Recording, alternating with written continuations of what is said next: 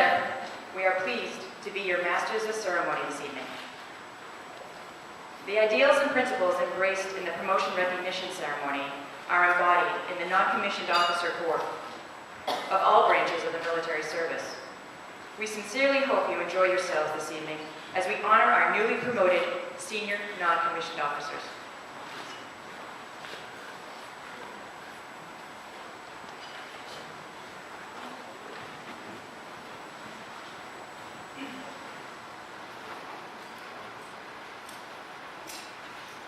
Please direct your attention to the VIP entrance as we introduce our chief honorees. The honorees are identified tonight by a medallion draped around their neck with a red, white, and blue ribbon. We are proud to present our newest Chief Master Sergeants who were promoted over the past year.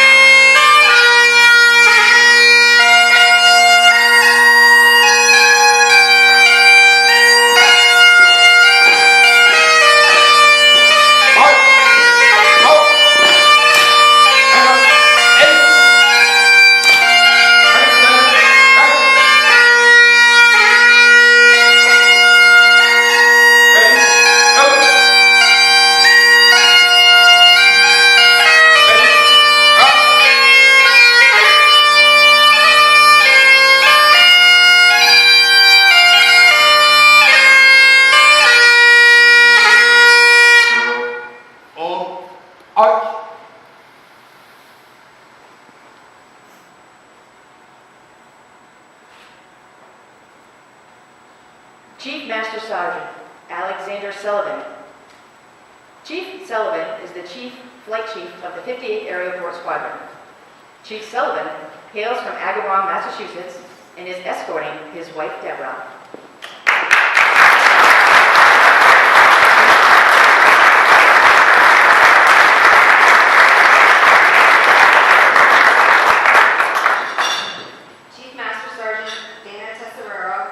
Chief Tesserero is the Chief of Fire Protection of the 439th Civil Engineer Squadron.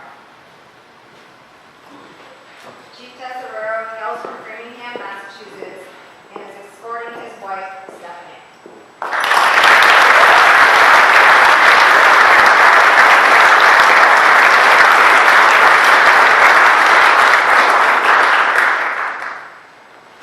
We would also like to acknowledge Chief Master Sergeant Thomas Boudry, who is not able to attend this evening. Ladies and gentlemen, one more round of applause for our Chief Master Sergeant honorees. Chief, please be seated.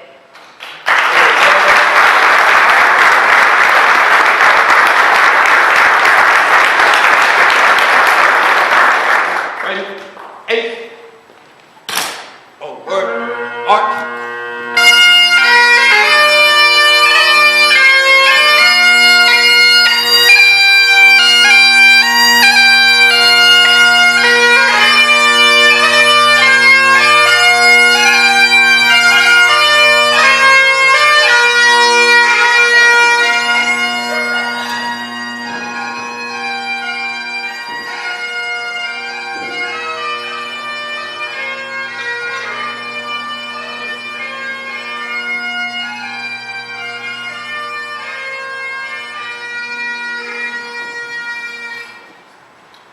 Would you please rise and come to attention for the presenting of the colors and the playing of our national anthem, presented by Captain Lauren Maloney, retired Senior Master Sergeant Gary Smith, and Master Sergeant Brenda Rios.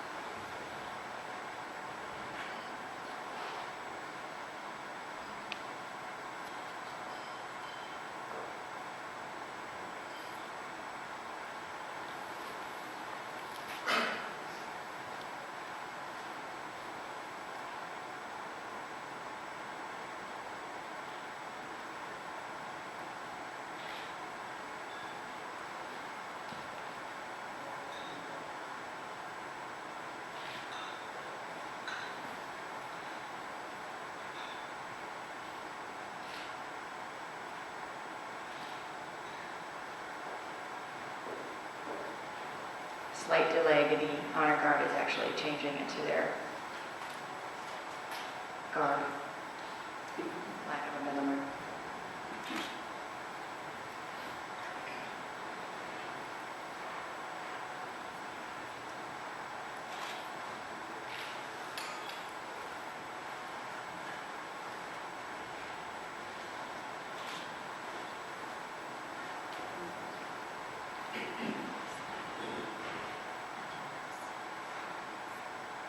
Can someone check on the honor guard? Did they go MIA? Sorry, folks. Have a drink.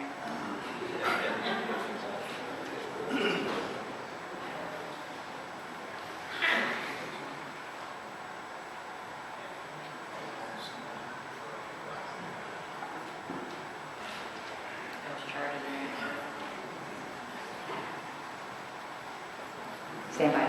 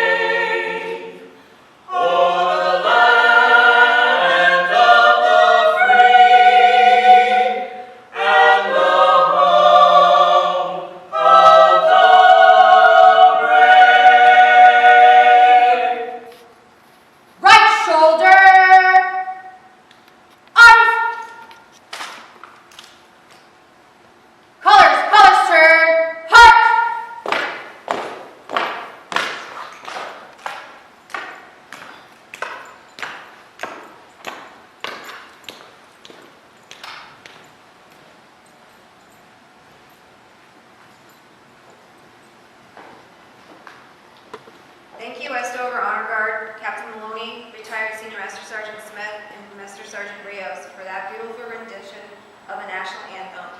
Ladies and gentlemen, please remain standing and ensure your glasses are charged. Toast responses are contained in tonight's program located on your table.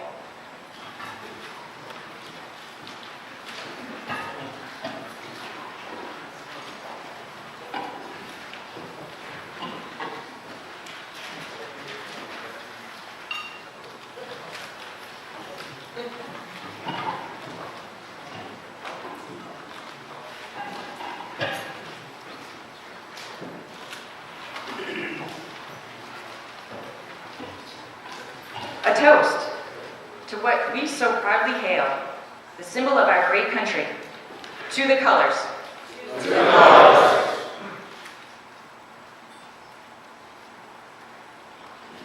A toast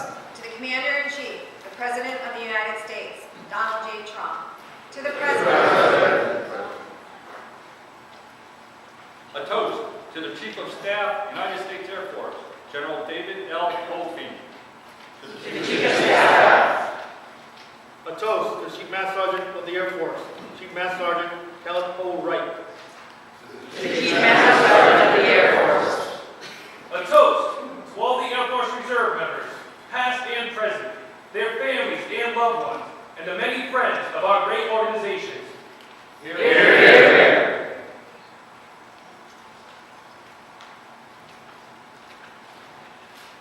A toast to all the defenders of freedom throughout the world and on this night, above all others, to the United States soldiers, sailors, airmen, Marines, and Coast Guardsmen, fighting to preserve our liberty and to protect the lives of all who would be free. Hear, hear. Ladies and gentlemen, please be seated.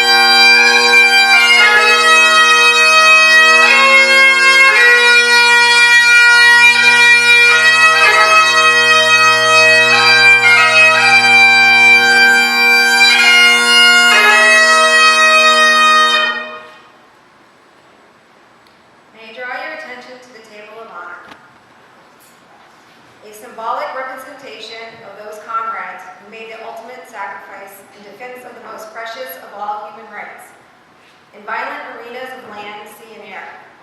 The majority far away from the home and the families they love. They gave so that we might stand free and strong. We offer this symbol as a sign that we have not forgotten the price of freedom.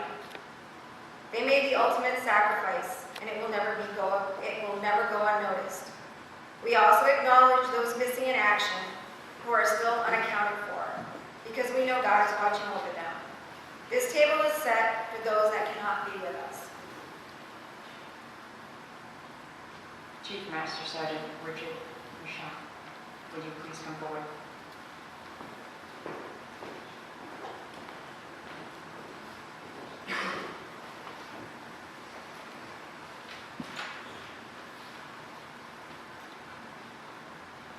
The table is a small, symbolizing the frailty of one prisoner alone against their oppressor. The white tablecloth represents the purity of their response to our nation's call to arms. The table is round to show our concern for them is never ending. The service hat symbolizes all service members who have served in all conflicts. The black napkin stands for the emptiness these warriors have left in their hearts of the families and single red rose reminds us of the families and loved ones tied with a red ribbon to represent the love of our country, which inspired them to answer our nation's call. The yellow candle and its yellow ribbon symbolizes the everlasting hope for a joyous reunion with those yet unaccounted. The slice of lemon on the bread plate reminds us of their bitter fate. The salt upon the bread plate represents the tears of their families. The wine glass turned upside down reminds us our distinguished comrades cannot be with us to drink a toast or join in any of the festivities. The flag is present to mourn the fact that many of them will not return to our shores and to pay tribute to their passing. Ladies and gentlemen, the table of honor.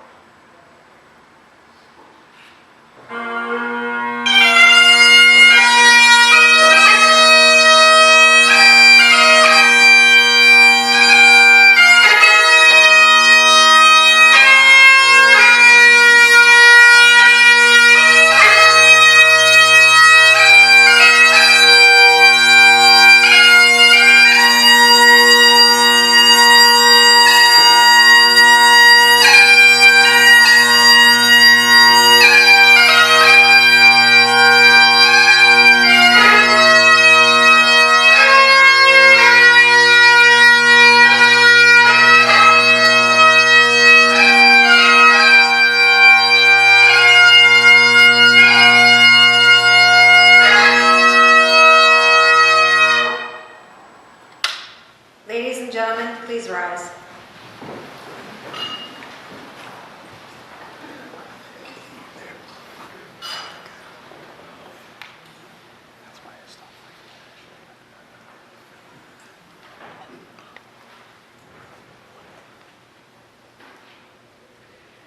Thank you to our bagpiper, Miss Terry Adams of the Quabbin Pipers, the Honor Guard, and Chief Marchand. Our final toast is a silent toast, and we will toast with water. A toast.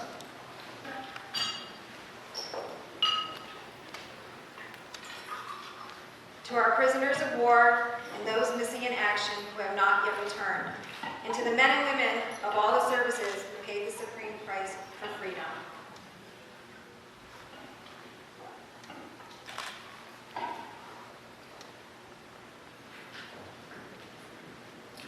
Ladies and gentlemen, please be seated. Before we begin, we would like to offer a special welcome to the guest of our chief honorees. Please hold your applause until all guests have been introduced. Special guest of Chief Master Sergeant Alexander Sullivan, his wife Deborah, his brother Sean Sullivan, sister-in-law Kimberly Sullivan, mother-in-law Edith Carr, sister-in-law Charlene Jivis, brother-in-law Gus Jivis, brother-in-law Jim Martin. Privilege of introducing our guest speaker tonight. We have Chief Master Sergeant Craig Savoy, retired from the 58th Air Force Squadron. And just talking to him, I'm not going to read his bio. It's in the program here. You can read it yourselves. But here we're talking, and I noticed that he started out in the Navy. So I said, you know, some of my earliest memories are of 1976, and when I was in elementary school, and it was the bicentennial, and they brought the Liberty Bell around. And that's probably, you know, as you age, you start to be able to put dates with times and things. So that was the very first time that I can remember, you know, being a young kid and knowing a date and remembering that that was actually, you know, what was going on. And he had been enlisted in the Navy for a year at that point. So it kind of puts into perspective how long the chief has served. So he spent time in the Navy, then he decided to take a break, and then for our good fortune, he came back to Westover. And he served here in a variety of functions, but he ended up as chief in the 58th Air Force Squadron, right? And he's gone on after his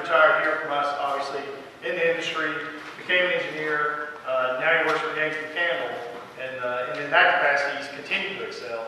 He's taken a lot of the skills that we taught him in the Air Force, and then maybe the Navy showed him when he was there. Became an engineer, and he's helped stand up a factory in the Czech Republic to the tune of about $52 million, putting all the engineering and all the pieces into that.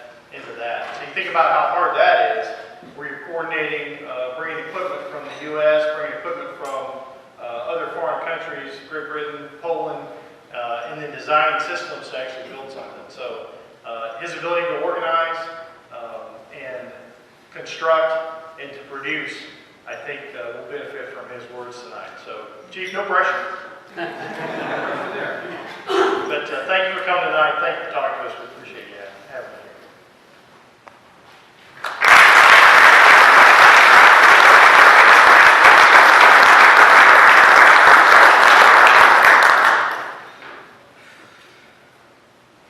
The morning of September 30th, 1966, Colonel Robin Olds boards a cargo-laden C-130 aircraft with other passengers. Spends the next several hours stopping at various air bases in Thailand, stopping to unload and reload passengers and cargo. Every time the cargo bay opens, a blast of hot, humid, fetid air enters the cargo bay. Along with JP-4 or Mill H-5606, hydraulic fluid, you can just imagine the smells. After a short time after that, they land. They discharge from the airplane at the end of a concrete runway on an army pad at Udon Air Force Base in Thailand. Under the brassy sky of a hot sun, Colonel Olds said, "What kind of a greeting is this? I'm the new 8th Tactical Fighter Wing Commander. I'm left at the end of an army pad on a runway. I hope your greetings tonight, Chiefs, are better than his greeting when he came to Udon Air Force Base in Thailand." So congratulations to newly promoted Chiefs. It is a privilege to be with you tonight at your Chiefs Recognition Ceremony. I am honored and I am humbled to be invited to speak with you tonight. Customarily, I give my talks in storybook fashion. Ask anybody from the 58th, they'll tell you I like to tell stories. I like to tell stories about the Navy. Unfortunately, their ship skills and their piloting and driving skills are not up to snuff, so we will dispense with some Navy stories tonight. My stories are going to be some Air Force stories. Much to the not-chagrin of the commander over here. I'm going to weave these stories into three special talents that all chiefs possess. And these chiefs share this talent and when applied astutely will become successful. And when chiefs are successful, units are successful. When units are successful, missions get accomplished. And in our business, mission accomplishment is the #1 foremost priority. Mission success, mission accomplishment. Now let's get back to our airmen sitting on the army pad at Udon Air Force Base in Thailand in 1966. Colonel Olds is there with 3 or 4 other airmen are waiting for a ride. They spend about an hour sitting at the end of the army pad. They see their C-130 do a 180 and take off in the other direction.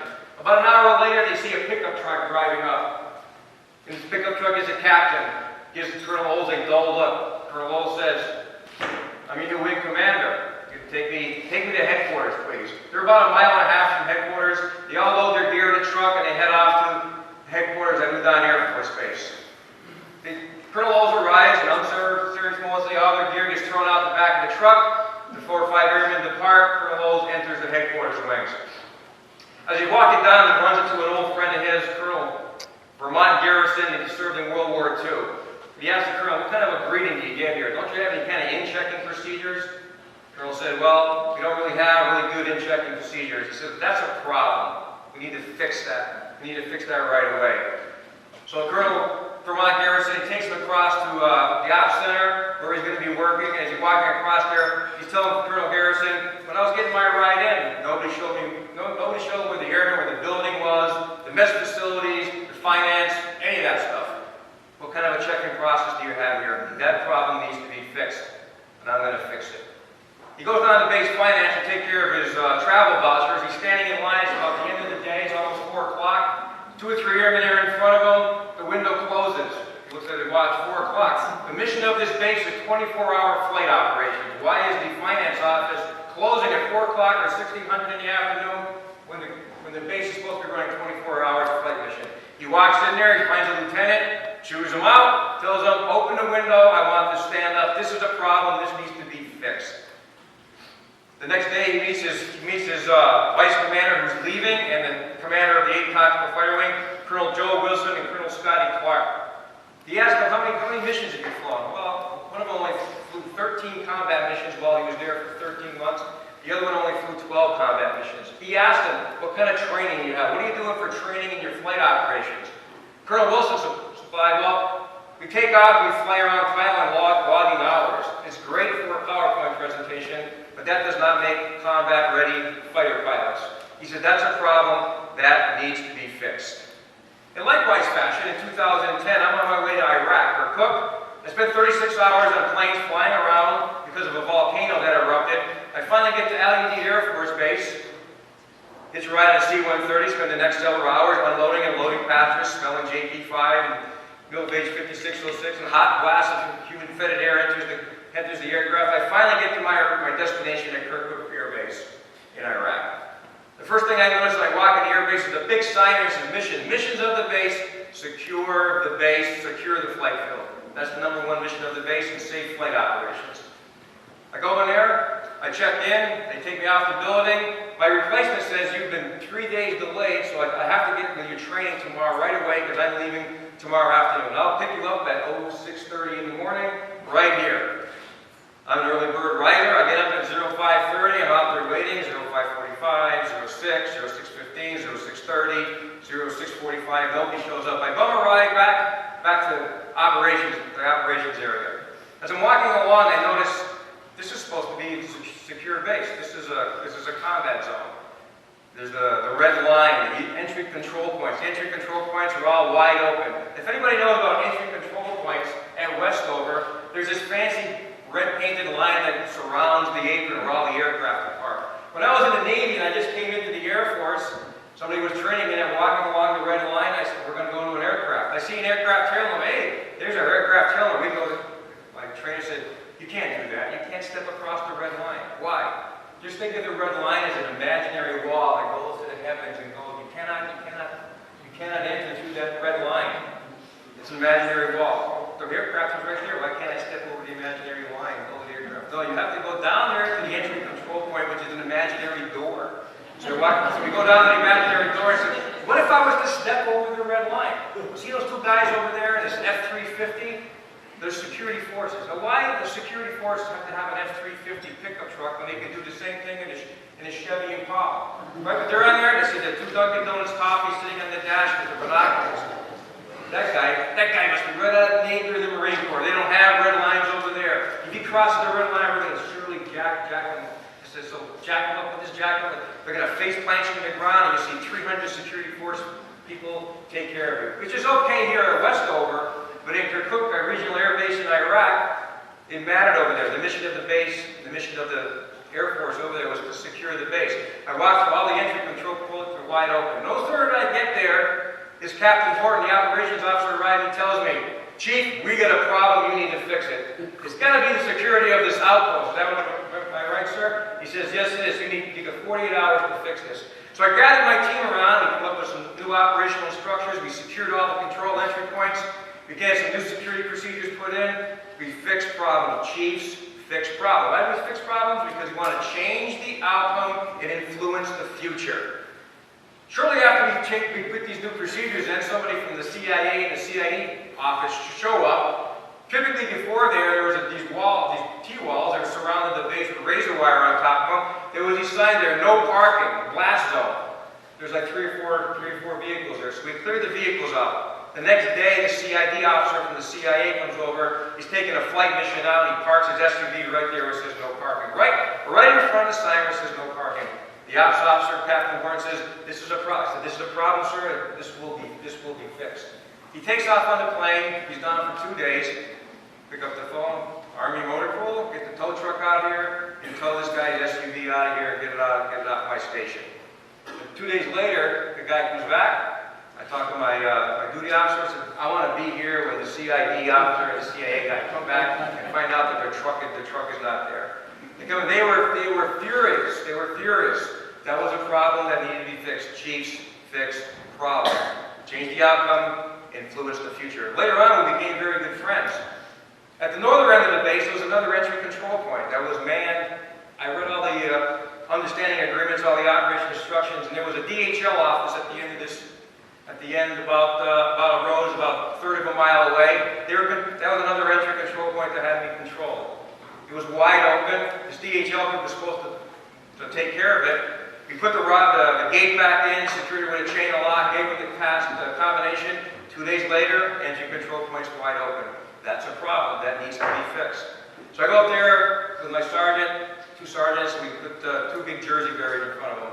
The guy from DHL, his name was Dabo. He was furious. How can you do this? I said, this is the standard. He said, whatever you tolerate, that becomes a standard. We weren't going to tolerate that. That's the new standard. So whatever you tolerate, new chiefs, that becomes the standard. A couple days later, I said, you know what? I need that entry control point open, so I'm going to see if I can get that thing reopened up. So I'm walking across this field to go see Dabo. At the end of this field, about 400 yards away from our air terminal, is a big plastic tank, water tank. It supplies the water for the toilets, or the latrines, or the Cadillacs, as we call them in the Air Force. So I walk over there, there's 2 jersey berries. I see a head, and I see some clothes laying over the jersey berries. He goes, that's Dabo. He's taking a bath using my water for my latrines, my toilets. So he's down there in his birthday suit with the valve wide open. He's all soaked up and lathered up, so I grabbed his clothes, threw him over my shoulder, said, Dabo, we need to have a talk. He's standing there in his birthday suit, 120 degrees, sun beating down on him, and the soap is drying to a nice white pasty cake. I said, Dabo, we need to come to an understanding here about the entry control point. Will you help me take care of that? I'll give you your clothes back, and you can dress up, and we can take care of that. You can watch the entry control point. We can secure the base. It'll make Captain Horton happy. Chiefs fixed problems. Both stories showed problems that needed fixing. They were dealt with immediately. In some cases, some people were hurt, but that's okay. Chiefs fix problems. New chiefs, you fix problems, run towards problems with a smile on your face and a glee in your heart, and fix problems. I used to love fixing problems. That's what the chiefs do. That's what chiefs do. We fix problems, we change the outcome, and we influence the future. Truth tell number 1. Sounds simplistic, but chiefs fix problems. When problems are dealt with, you fix and you change the outcome and you influence the future. Chiefs employ change when required. Being likable is not a chief master sergeant requirement. What is important is to be respected, trusted, and effective. To be effective, you run towards problems and fix them. Don't hide problems, fix them. That's why the Navy's in so much trouble now with the way they manage their ships. They didn't fix the problem of their training, and it caused many problems for them. Run towards problems, no matter how small or how large, you fix the problems. Chiefs think beyond the now, beyond the most immediate future. You have to look for what others cannot see. Chiefs take responsibility for resolving difficult challenges. I want you new chiefs to become energized when confronted by complex problems. Find a reserve of resilience, confidence, and grit. Drive the action and fix the problem. Change the outcome, influence the future. That's what we chiefs do. Relish and enjoy the prospects of fixing problems, whether it's your EPR program, your training program, your readiness program, your engine program, whatever the problem, even if your security forces and the way you jack people up is not sound, fix the problem. Influence the future and change the outcome. Let's go back to Southeast Asia for 1966 for another story. We'll call the story The Ruse. 5 days after Colonel Lowes arrived at Udon Air Force Base, to his dismay, 4 F-4 Phantoms fighters of the 8th Tactical Fighter Wing were shot down by enemy aircraft. He was not understandable. He was upset that 4 of his planes were lost to combat, and 2 of his crews were lost, and 2 of his crews were now in the captivity of the North Vietnamese. That's a problem that needed to be fixed. So he came up, I'm going to come up with a plan. He thought of this plan, it was called The Ruse, which was a later name Operation Bolo. He flew to Saigon to the talking general of the 8th Tactical Fighter Wing, General Mounier. This general was not a man that was easily convinced, but Colonel Lowes convinced him that he could set up a ruse and trick the North Vietnamese aircraft to come up and meet him in the sky, and his F-4s would take on the enemy MiGs and take them out of combat. So we already put his training program in, because his other training program was just flying around Thailand, so he actually put some specific measures of training into his program, change the outcome, and influence the future. So his plan was very simple. He's going to disguise the F-4 Phantoms to look like F-105s. Typically, in the Vietnam War, F-105s would fly into North Vietnam being escorted by F-4s. The F-105s were really the light medium bombers, and the F-4s were protecting them. He said, and the MiGs always came out and attacked the F-105s. These are disguised as F-4s to look like F-105s. So he came up with this elaborate plan. He gave the plan to 4 of his junior officers and tacticians. They decided they're going to change the call signs, the radio signals, the refueling routes, the jamming mechanisms, everything that the F-105s do, they're going to replicate. He got the okay from General Mamier in Saigon, so he got the green light to go. The problem with the F-104s is they need a QRC-161 jamming pod hung underneath the wing of the plane to give it the radar signature of an F-105. The F-105 squadrons were gladly able to hand over all the remaining ECM-160 jamming pods they could wire them under the plane. The trouble is the cannon plugs didn't work, the cannon plugs didn't fit. But his crew chiefs and the technicians, they solved the problem. They fixed the cannon plugs so they could wire it up underneath there to give out the radar signature of an F-105. They also got the 366 Tactical Fighter Wing out of Da Nang Air Force Base to cover the airfields and cover the routes out to China. The plan went into effect. They did their training, they did their logistics works, they got all the EC pods underneath the planes, and then it was a give and a go. They were given a go on January 1st, 1967. They flew off on this mission, and the mission was a total success. 7 enemy MiGs were shot down, 7 confirmed, 2 probables, and a couple ran out of fuel. That was their mission, and they were able to pull it off. So they achieved brilliance by thinking outside the box, as we could say. Let's go back to Southwest Asia, 2010. A little story from Kirkuk Air Force Base, Regional Air Force Base. Not long after I was there, the Air Force security forces were discharged and told to leave the base. They were going to contract the security to the Sierra Leone group from Africa. This was under a contract that came down from Baghdad, so all the Air Force security force people had to leave the base. They left the base, the Sierra Leoneans took over for all the Air Force security mission on the base. They were ill-equipped, ill-prepared, ill-trained, and they were not led by very good American contractors. Not long after they were there, about a week or 2, I had a chance to meet a couple of them. They haven't been paid. They were being brutalized by some of their supervisors, and they had not called home. I was in my office one day, and one of them came by, and he saw some calling cards on my desk. He asked me what those were. I told him they're calling cards. He said, we haven't called home yet. They've been there for about a couple of weeks at that point. As time went on, there was a group of them. They were really agitators. They were really some bad individuals. I get a call from Colonel Slick, the Air Force commander. He says, come down to my office. I want to talk to you about something. You secured your base and you secured the airfield, so I have a mission for you. I go down there, and Colonel Sullivan, the Army Outpost commander, there with Colonel Slick. He says, I want you to get these 8 or 9 individuals off my base, plus these 2 supervisors. I didn't ask any questions. I didn't ask why the Army couldn't get the MPs in there to arrest them. They just said to me, get these guys off my base, and you got 72 hours to do it. Went back to my duty officer, had him call down to TACC and arrange a mission in a couple days. How am I going to get these guys off the base? We're going to pull the ruse. We're going to pull the ruse on them. So I talked to a few of my squadron mates for one last time. A few years ago in Westover, there was a wingman they held here, and they handed out some magnets for the refrigerators and some cards. There was 2 F-4 Phantoms depicted on those magnets and those cards. It was called the Pardo Push. The Pardo Push, Captain Rob Pardo, he flew for Colonel Olds in the 8th Tactical Fighter Wing. So about 4 or 5 months after theirs, March of 1967, Colonel Olds goes on R&R, and there's a mission to a steel mill north of Hanoi. These 2 F-4 squadrons, they fly into the steel mill. It takes a anti-aircraft fire. Captain Earl Lamont's plane gets shot through all the wings and in the fuel tanks and drains all its fuel out. Captain Rob Pardo, one of his engines is shot out. There's no way they're going to make it back to South Vietnam. There's no way they're going to make it out over the ocean to bail out and be picked up by the Navy. There's no way they're not going to China. Their only choice is they're going to crash. They're going to crash in North Vietnam.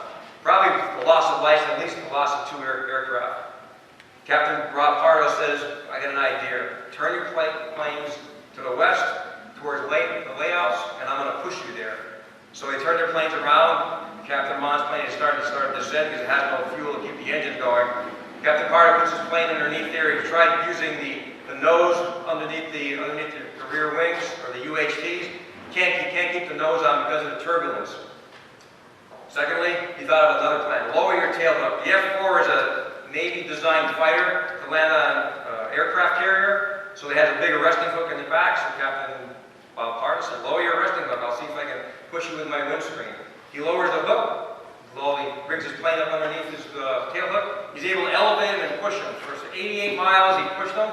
They got down about 6,000 feet, and they both bailed out. The two pilots and the two weapons officers bailed out. They lost 2 aircraft. They called in for a Jolly Green Giant to rescue them. Both air crews were rescued. They go back to Udon Air Force Base. Colonel Lowell is coming back from R&R from leave. He gets back to the base, and there's an argument ensuing inside the office. There's a Colonel Chappell. He wants to throw the book at Captain Don Pardo because the Air Force instruction says one plane shall not push another plane. Colonel Lowell intervened and says what he did was heroic. You're using an instruction, you have to read between the lines. He had saved 4 people's life out to the loss of 2 aircraft. Those aircraft were going to be lost anyways. Now I have pilots here, their families are safe, and I don't have 4 people sitting in a POW camp in Hanoi. They argued back and forth. Colonel Lowell never thought that Colonel Chappell was a real fighter pilot. Colonel Chappell wanted to throw the book at him. Colonel Lowell wanted to intervene on his behalf. Colonel Lowell flies to Saigon again to talk to General Mamier. He gets the okay to dismiss the charges that Colonel Chappell filed against Captain Bob Pardo. Later on, Captain Pardo, he received the Silver Star for his actions by the intervention of Colonel Lowell. In a similar fashion, back to Iraq in 2010, there was a situation on the base where we called it the move back then. The Air Force, the base was winding down, it was closing. So there was a big move. There was the 1st Armored Division, the 24th Infantry Signal Battalion, a Special Forces group, all the Air Force civil engineers. The ammo dump was closing down. We had a 2-week time span with 16 airmen to move all this out within 2 weeks' time. That was the mission. Move all these people out with 16 airmen in 2 weeks. Lo and behold, 60 minutes and General Orellano was going to show up on the base. In the midst of all this, the protocol officer or the public affairs officer called me up on the phone. I said, "You can happily have my distinguished visitors tent in the back of the compound for the 60 Minutes crew, General Orellano, Leslie Stalls, and anybody you want." She asked me if I had a projector and a slide to do a slideshow. I said, "I have no projectors, man, because Scott Air Force Base confiscated all my gear. All I have is the computers that I need to pull off the mission, 1 printer, 1 spare computer in case something breaks down. You must have got the same order, ma'am, because all your gear had to go too." So she was insistent that she shows 60 Minutes a PowerPoint slide presentation. I said, "I can't do it, ma'am. Can you loan me 2 airmen? I can't do it, ma'am. I got a lot of missions to take care of. Your mission is that. My mission is this." She didn't really care for that too much. I told her no, she can't have 2 of my airmen. And at the same time, there was a food poisoning. I went through the dining facility. Not only were 16 airmen moving all this cargo, but everybody was sick. I was taking people back and forth to the MASH unit or the hospital getting IVs because everybody was dehydrated. These airmen were working 16, 18 hours a day to make this move. I was not about to let the protocol office have 2 of my airmen for a 60-minute show. She told me I would never make chief, and she would see to it I would never make chief. That's fine. She left at the end of that 2-week rotation. All the Air Force group was gone. Another friend of mine, Chief Lojek, and I, after a couple of days, we decided to take a walk down to base headquarters, which is now abandoned. Walking through base headquarters, I come upon her office, and I've been in her office before. I look in the trash barrel. What do I see? I see 5 manila folders in the trash barrel. I pull the trash barrel out. There's 5 awards. 4 of them I wrote for my squadron mates. One of them was for you, Chief Patterson. Your award was in the trash. I took those awards back. I called Colonel Slick, who now transferred up to Afghanistan. I told him what was going on. On behalf of my airmen, I would not let the major take my airmen during this mission. I was to defend my airmen, make the hard decision. I don't care if I ever made chief. My mission was to get all that equipment out of the base in 2 weeks. That was my mission. And I wasn't going to let it happen. So I took my award, I drove it through the shredder, shredded it all up. I didn't need an award. My award was those airmen completing the mission. I did call Colonel Slick down the CENTAB. They told me that the awards packages already had been in. They were already too late. Made a few more phone calls with Colonel Slick, and we got the awards packages in. My airmen got their awards, in spite of all this.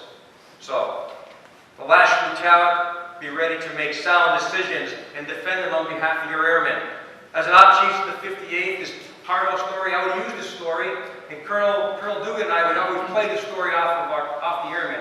Every day before stand-up on a Saturday in the UTA, I would go in front of my squadron mates. I had the chief's tip of the UTA, and I would tell a story.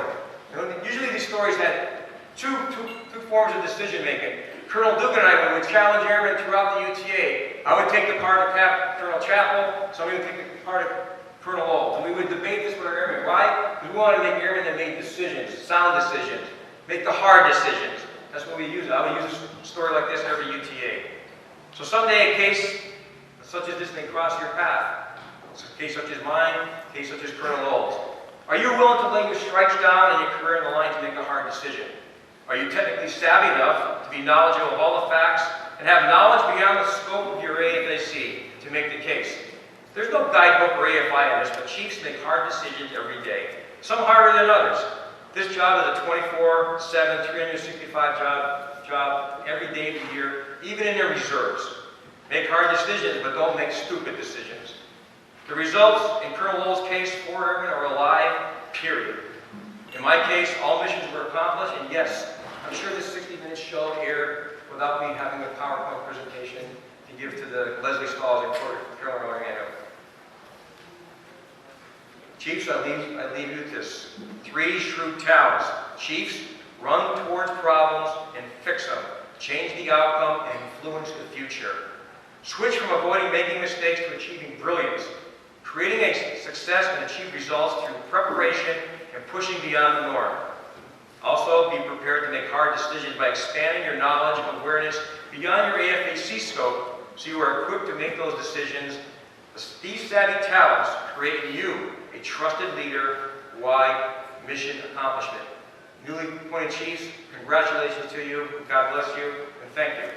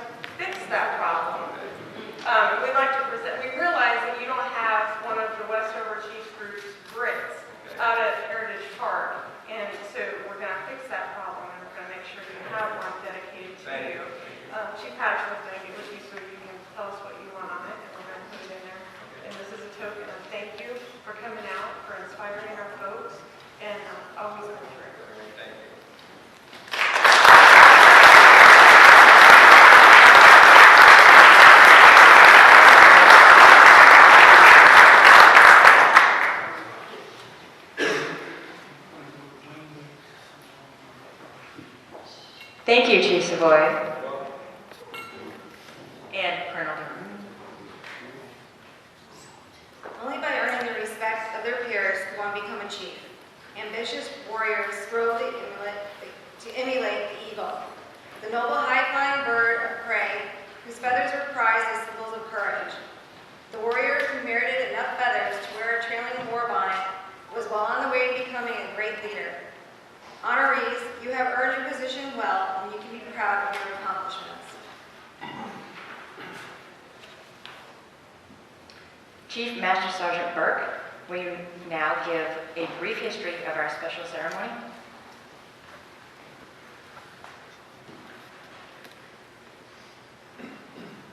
From the very beginning of organized military life, certain men and women, because of their leadership, courage, knowledge, dedication to duty, perseverance, and other tangible and intangible qualities, were selected to be leaders.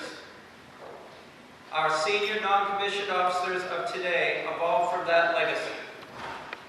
It has been a tradition within the Air Force to recognize those individuals selected for advancement with a promotion ceremony, similar to the one you are witnessing here tonight. The Westover Chiefs Council has deemed it appropriate to give special recognition to these individuals. This recognition is a continuation of a tradition which was started at Clark Air Force Base in the Philippines and has spread throughout the Air Force. Those in the forefront yesterday have become senior non-commissioned officers of today. A select group of these senior non-commissioned officers were further identified to hold the highest enlisted rank. Their qualities and strengths were tested, and they proved themselves capable of carrying the banner for the enlisted force. The responsibilities of the top enlisted rank are clearly defined and dignified by those who have worn the chevrons since the very beginning and discharged the rank with great honor. This places the Air Force Chief Master Sergeant in the unique position of inheriting time-honored tradition as we are doing here this evening. Thank you. Thank you, Chief Burke. The individuals being recognized tonight are charged to continue to uphold a proud tradition of personal dedication and unified achievement. Each promotion within the enlisted ranks is a significant step in one's career. In climbing the promotion ladder, each step becomes more difficult and thereby more rewarding. Only 1% of the enlisted force holds the top enlisted rank. Each one of you can be justifiably proud of your accomplishments. Not everyone possesses the essential attributes required to achieve this level of leadership and responsibility. That of being one of the very few at the top of one's profession. Ladies and gentlemen, this is a special occasion most of you will only witness once. This evening, we will induct these individuals into the Westover Chiefs Council and confirm our dedication to maintaining our country as the greatest country in the free world. These chiefs share a common trait, a common bond, and a common commitment. From this day forward, they will hold the title of Chief Master Sergeant. It is only fitting then that we pay special tribute to them, their spouses, their families, guests, and friends. Chief honorees, fall in.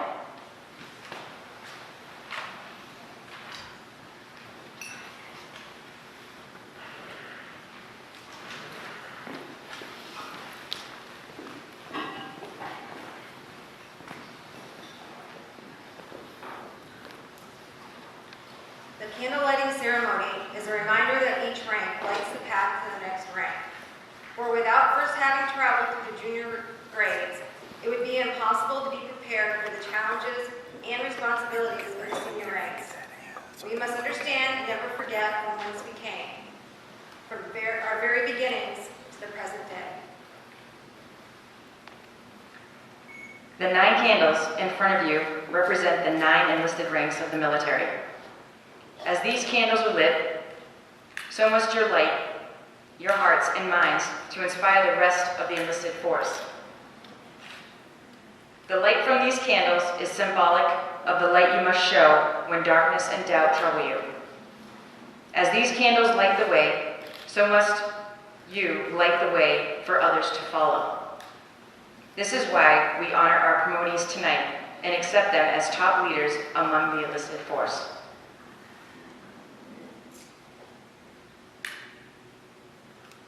First, second, and third candle will be lit by Airman Basic Raquan Thornton from the 58th Aerial Port Squadron. First candle represents the very first rank of the enlisted structure, the Airman Basic. The second candle represents the rank of airmen. Trainees spreading most of their time learning professional military and technical skills required to meet the mission.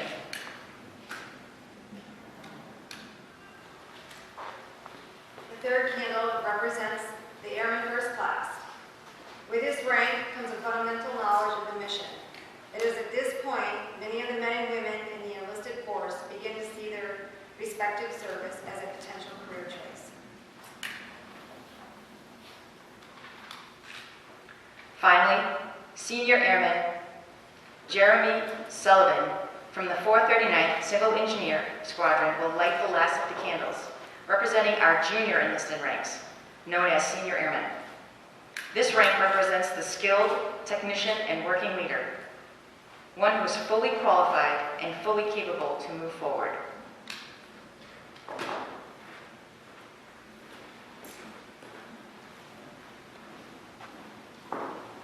The next step in progression, led by Staff Sergeant Colleen Hutchinson from the 42nd Aerial Port Squadron, is the first level of the NCO tier, Staff Sergeant. At this level, one becomes a technician supervisor.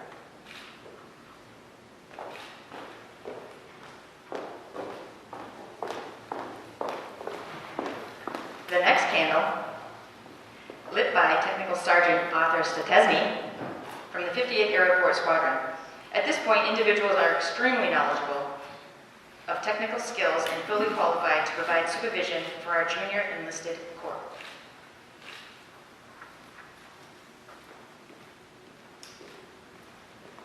Next are the top three ranks. The first, lit by Master Sergeant Ed Salzar from the 58th Aerial Corps. This represents the first milestone in the senior non-commissioned officer tier, the rank of Master Sergeant. This rank carries with it increased responsibilities and requires a broader leadership role. Members at this level are supervisor managers.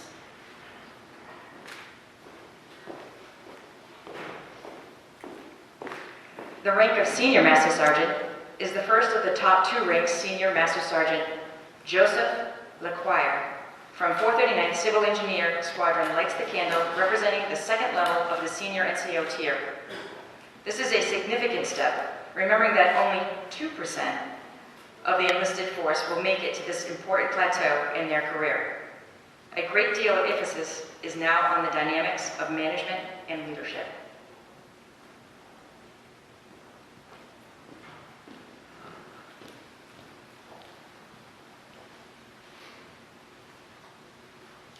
Before lighting the final candle, we'd like to invite Chief Cullen to come forward for a very special presentation.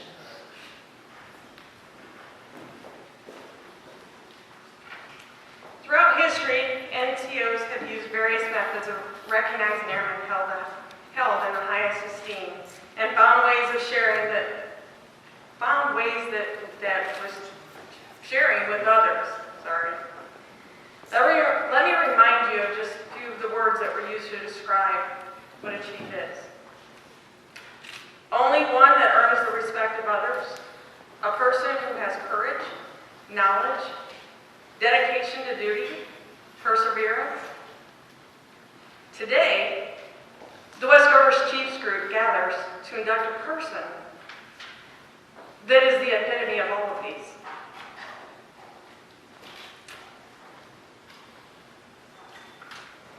This person has been selected, not only technically selected to be a chief, but he was selected by the West Rivers Chiefs Group as an honorary chief. To our newest chiefs, may God bless you, your families, now and forever. May you never forget from whence you came. Hear, hear, hear.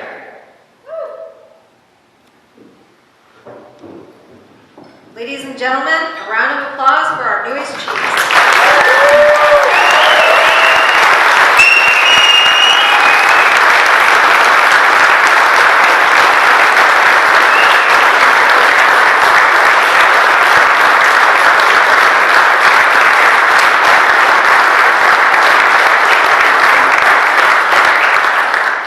You may now be seated.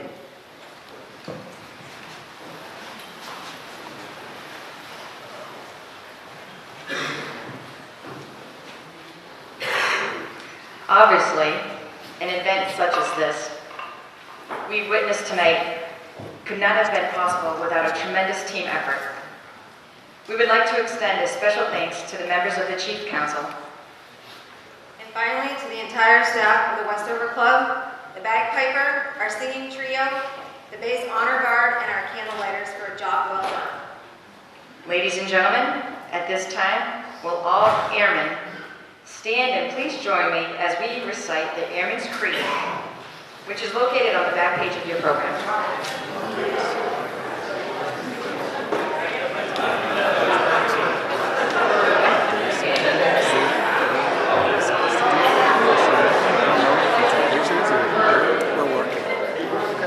That's all.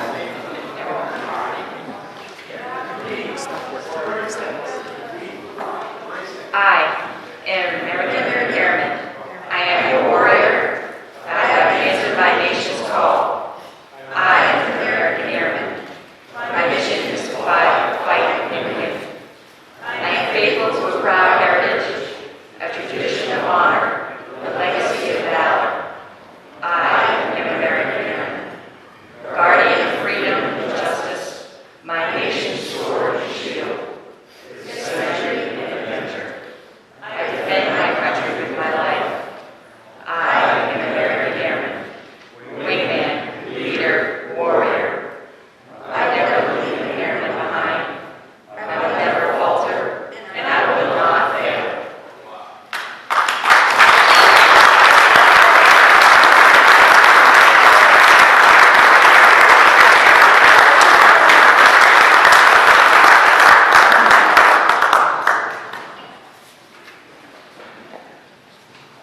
The Westover Chiefs Council thanks you for being part of this momentous occasion.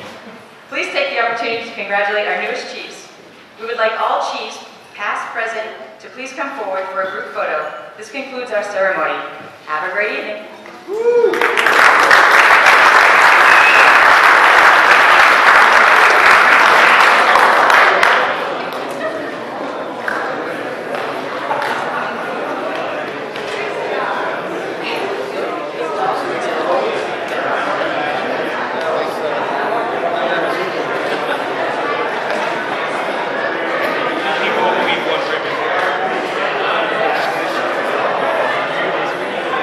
Go, Chief. Come when you learn.